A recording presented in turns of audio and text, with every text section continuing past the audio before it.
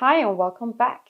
On March 3rd, we have a Virgo lunar eclipse happening at almost 13 degrees of Virgo, exactly 12 degrees and 53 minutes of Virgo.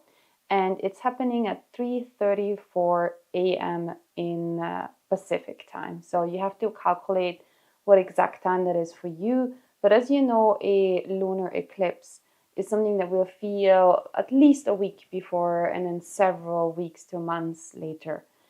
A lunar eclipse is like a very big full moon, but because it's close to the nodes, it has a much bigger impact. And every full moon is a culmination of something. And at the same time, when something comes to an end, culmination, there is the opportunity to let something go and in a way start fresh. With the lunar eclipse in Virgo, we'll definitely have a feeling of releasing something maybe that was a little toxic, that wasn't very much in alignment with where we're going to. And often lunar eclipses, they can almost feel karmic, and it's a little bit like a reset where you kind of like pulled into the right direction again. It can sometimes feel a little emotional. That is just what happens when there is a big release, when there is a big culmination of some sorts. So let's just go and look at the themes for what may evolve around that time for you. So what's Virgo about? Virgo is a mutable earth sign. It's ruled by Mercury, and it's very analytical, very detail oriented, very idealistic in a way sign. It's very connected to the earth, to healing and health, wellness. And it likes things to be done in a masterful way, I'd say, striving to perfectionism almost. And that is a very beautiful thing, wanting to really achieve that. Sometimes the shadow expression is when we're getting into worrying, when we're getting into perfectionism that stops us and that leads to procrastination afterwards, where nothing is ever good enough and where we're getting a little too obsessed about getting every little detail right.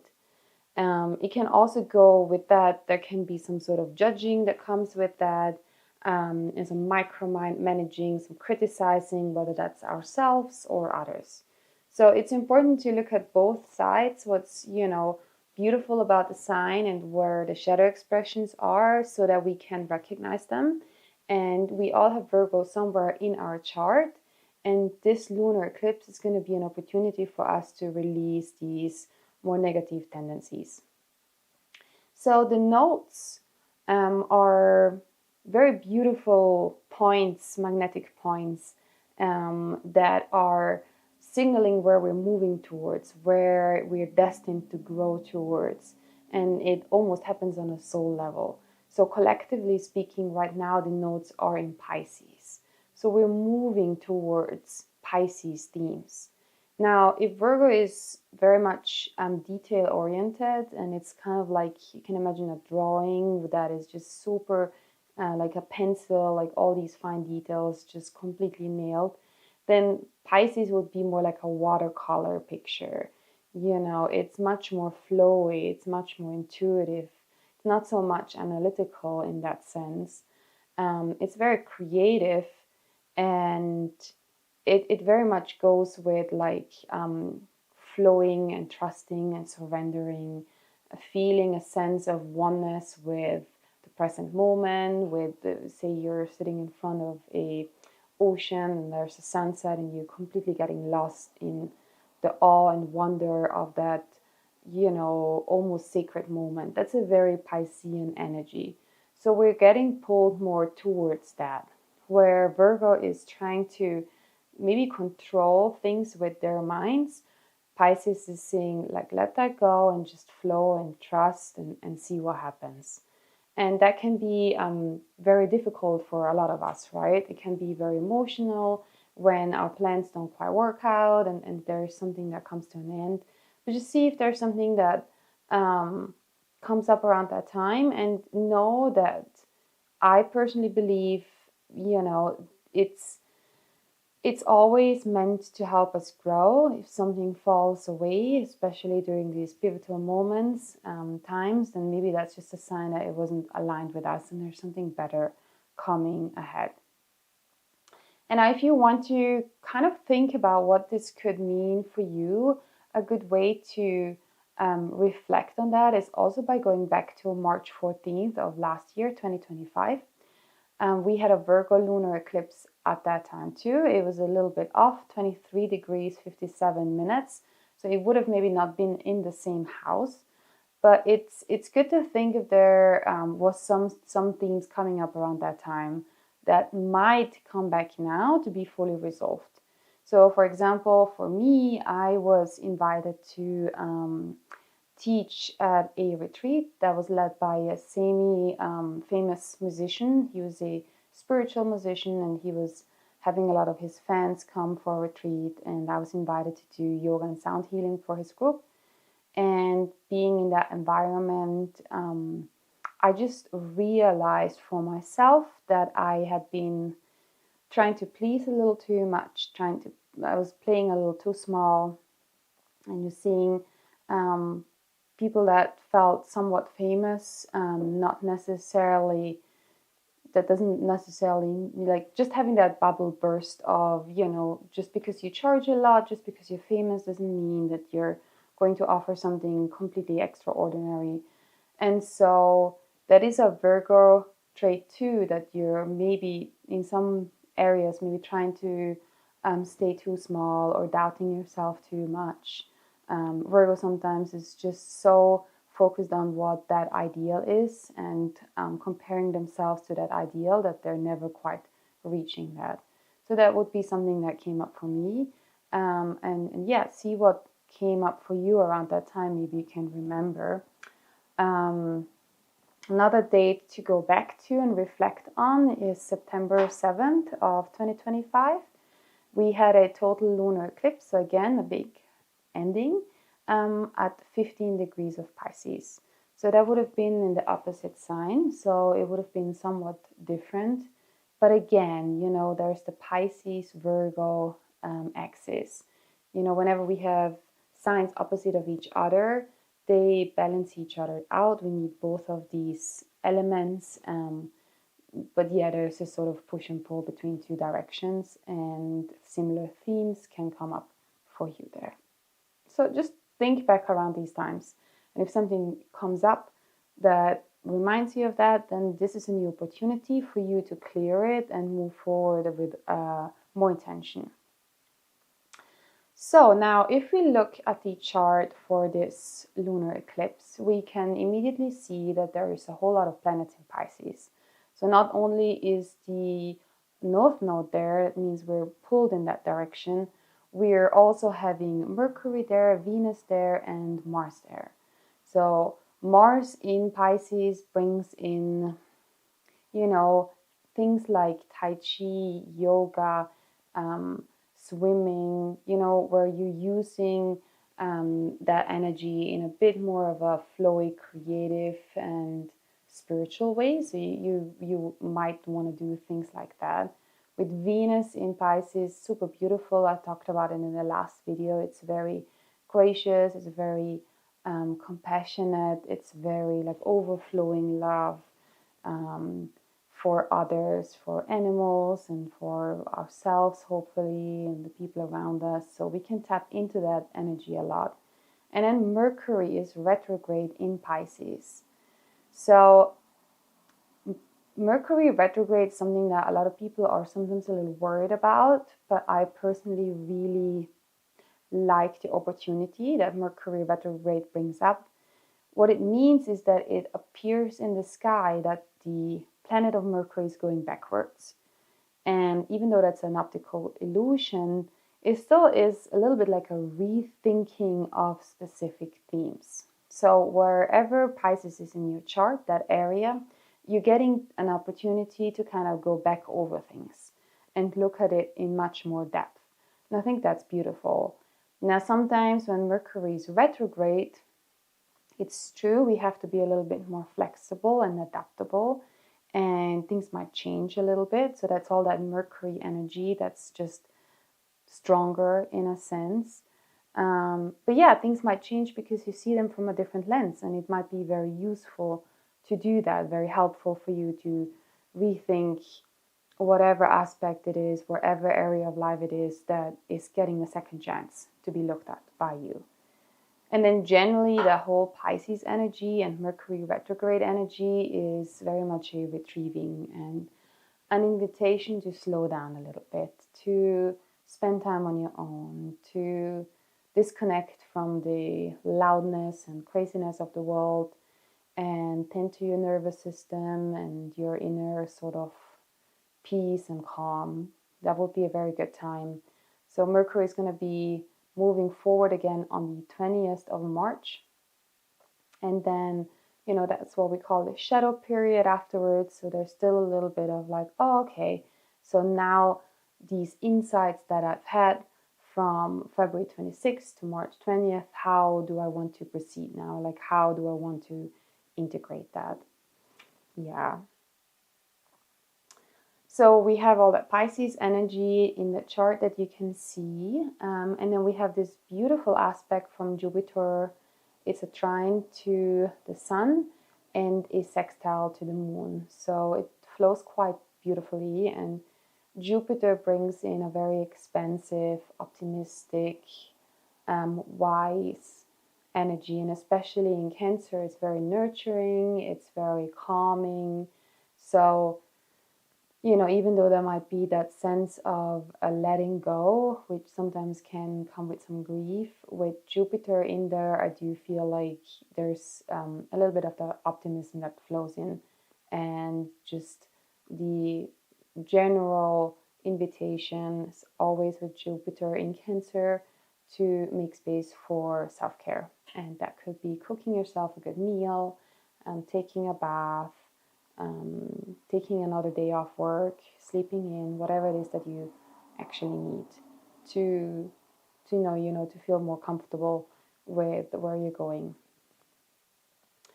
Now, I already talked about this in the last update, but we had the Saturn-Neptune conjunction on the 20th of February, so not long ago. But this energy is something that is going to be carried through for the next years. So this is something where that was the initiation point. And we're still in that, now we're carrying out, now we're working on it. So Saturn is going to be in that sign for about 2.5 years, and then Neptune for about 14 years. So quite a lot of time. Saturn always tells us where we have to put in the work, where we have to be disciplined, where we're wanting to step up. I really like what Stephen Forrest says about Saturn transits. It's like he says either get depressed or work hard, which is a little harsh, but there is a true satisfaction in doing things of integrity and putting in the work behind the scenes, where you might need a lot of patience, where you may not get that immediate reward or gratification, but ultimately it feels like the right thing and it's going to be rewarded. And that's very much Saturn. Now in Aries, we're starting something very fresh, especially with that beautiful and super rare conjunction right at the first degree of the zodiac. So we're starting something new, and we're allowed and invited to be pioneers, do things our own way, not having to overthink it so much. So see if there is a new spark of inspiration, and that inspiration might also come from Neptune going through that sign, but see if there's something new, a new project, a new idea, a new goal, a new vision that you want to put in some work for. And with Neptune going through that sign, a lot to say about that energy, but one of the things is, there we need to bring in a sense of like, maybe you don't fully know how things are gonna evolve and look, but you need to trust. That's Neptune here. You need to allow your inspiration, your intuition to guide you as well. And what I think is very important is that has something that Kathy Rose, for example, has pointed out a lot, is that spiritual sovereignty. So Neptune is a very spiritual energy. In Pisces, maybe we were a little bit sometimes misguided by, what was all glittery and sounded really great, like, all these gurus that now on the world stage are starting, some of them, to just, you know, not come forth in a way where we basically see that they haven't been always acting within their integrity. And maybe a lot of us would be disillusioned by the reality of what has been unfolding behind the scenes in a lot of those spiritual circles. And so now with Neptune in Aries, it's like maybe we have to take a lot of it into our own hands, have to start looking within rather than outsourcing the responsibility of finding guidance. And we can still ask people, we can still go and see an astrologer or tarot reader or whatever it might be, but we need to make sure that we're not blindly following any leaders that maybe aren't of our own integrity, and that we find ways to at least check in with ourselves to make sure that that what we're receiving is actually aligned and is actually resonating. So I would say that's definitely something to think about. Yeah, but no, this is an ongoing process that's just going to take a lot of time. And yeah, the Virgo lunar eclipse might be helping to be a little bit more discerning in that whole thing and help us to, because everything is connected. Once we're letting something go, new things can come up. Yeah, so the last thing I was going to say is that Virgo is very much connected to health. So super practical way of looking at this is that maybe this Virgo lunar eclipse means for you is that maybe you want to spend a little bit more time thinking about your health, especially gut health. That's very connected to Virgo, your digestion, what are you consuming? And sometimes that's not just the food that you're consuming, but also, the content that we're, scrolling, all that stuff, and the kind of people that we're hanging out with, like everything that we're bringing in that needs to be digested. And so a detoxing process with lunar eclipse, letting go, with Virgo energy might be, if you're feeling called to that, especially if this eclipse falls into, let's say, your 6th house, maybe your 1st house, I would say follow that intuition and maybe do something like that.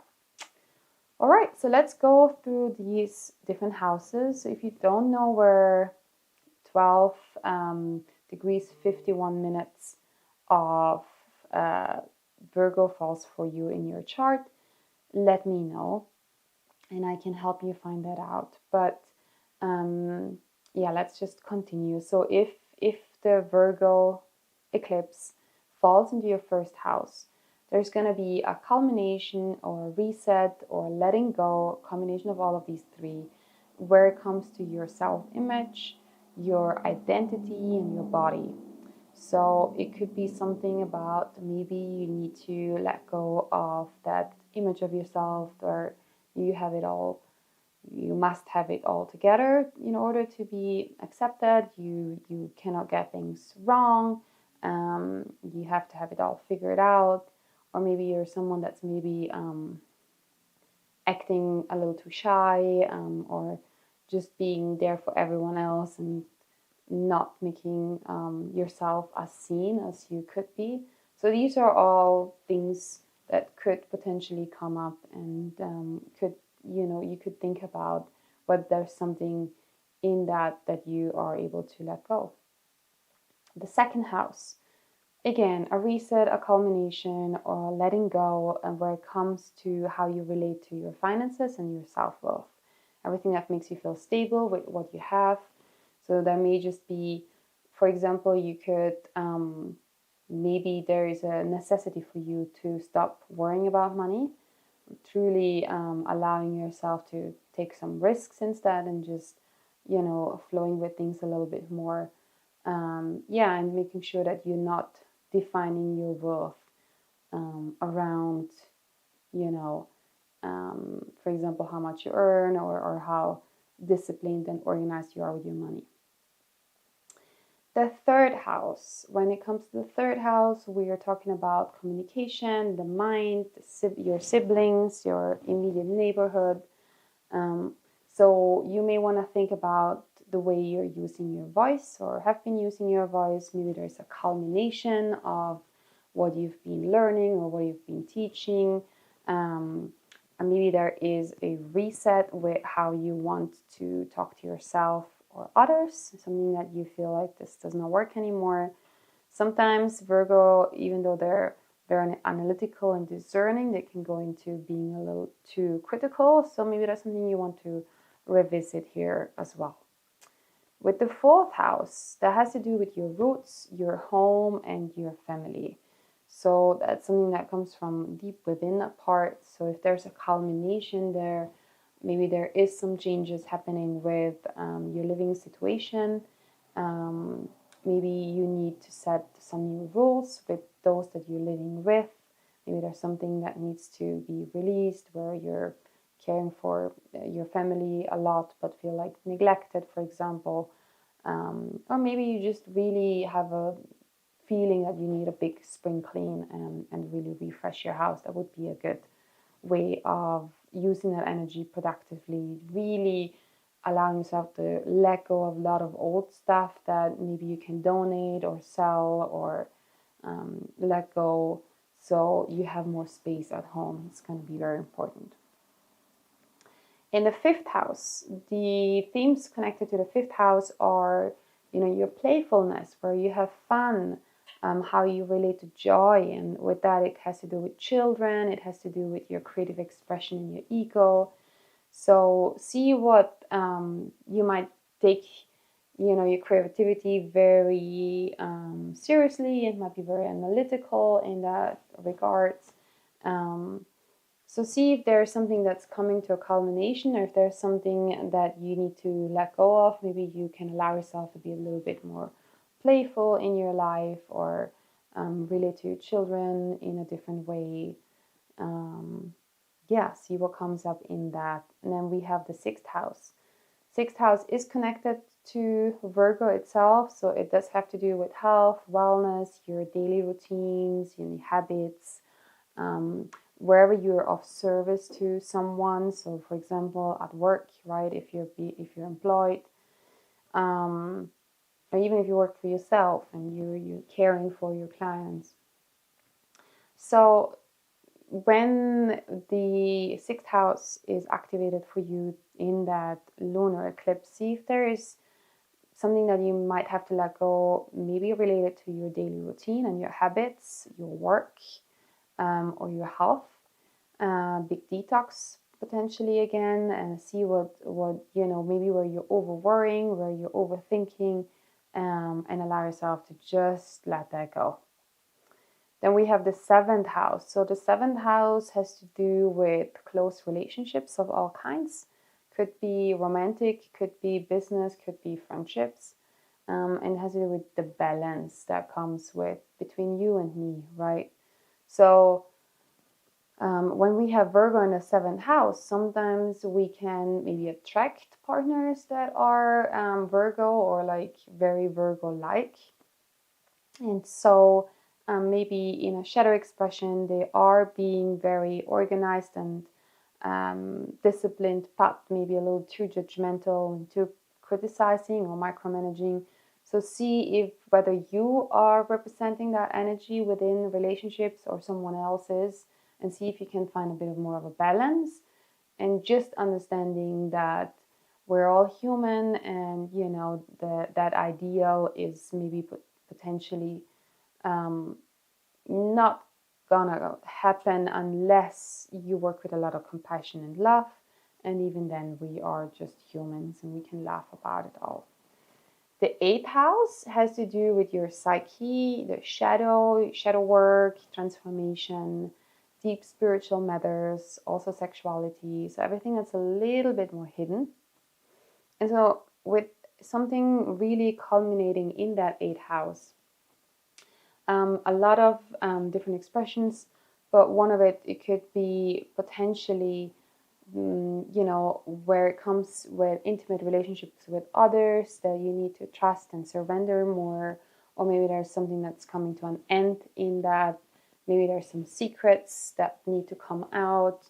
And maybe you need to release something within these themes in order to really go through a big transformation. So the 8th house is very transformational. So we go into the depths and then we come out as a new person. So might feel a little dramatic at times, so big ending in that regards, but it is making space for a real fresh new start where you feel reborn after. Then we have the 9th house. The 9th house has to do with freedom, with travel, with higher education, big ideas, wherever we're expanding our horizon. And with Virgo there and a lunar eclipse, maybe there's something coming to an end that's related to these themes or culmination. Maybe you're leaving a country that you've lived in abroad, and you're, for example, or you're finishing a degree, or you're really letting go of, for example, thinking too small, beliefs about yourselves where you're not allowing yourself to take up more space and grow. That could be ways that this shows up. The 10th house, reset in your career, status, reputation, and your purpose. So, that might be a letting go in that area. And again, probably a good invitation to let go of worrying about how you're being perceived on a, bigger stage. And instead, taking a bit more of a flexible approach, letting go of, maybe over giving in your career, for example, and instead focusing more on what you truly want. So the 11th house has to do with community and future goals, with friendships. So maybe there's going to be a culmination or a reset, a letting go of how your friendship circle looks like, something that maybe needs to be restructured at all. And just maybe a redefining of goals. Maybe there's some goals you've just outgrown, and it's something you've always thought that you wanted to go there, and now you're realizing maybe it's not that and it looks different. So could be along the line of that, rethinking. And with the 12th house, we have a reset, a culmination, a letting go when it comes to our spiritual practice, our subconscious, and alone time is very much connected to the 12th house, just kind of retrieving and being on our own, connecting with a bigger sense of what's out there in the world.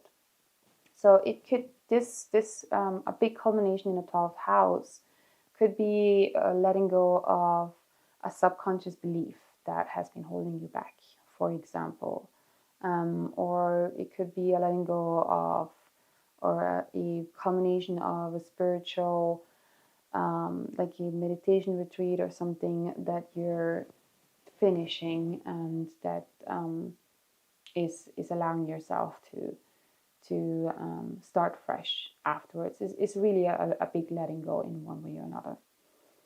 So yes, so all these houses, you have to consider that if there's planets in there, it's going to look different for you. Meaning if you have planets around, let's say, 10 to 14 degrees of Virgo, you're going to feel this a lot more personally. And then we have to take into account what that planet represents. Say if your sun's aspect, then it has more to do with identity, even if the sun is, let's say, in the 8th house of deep transformation.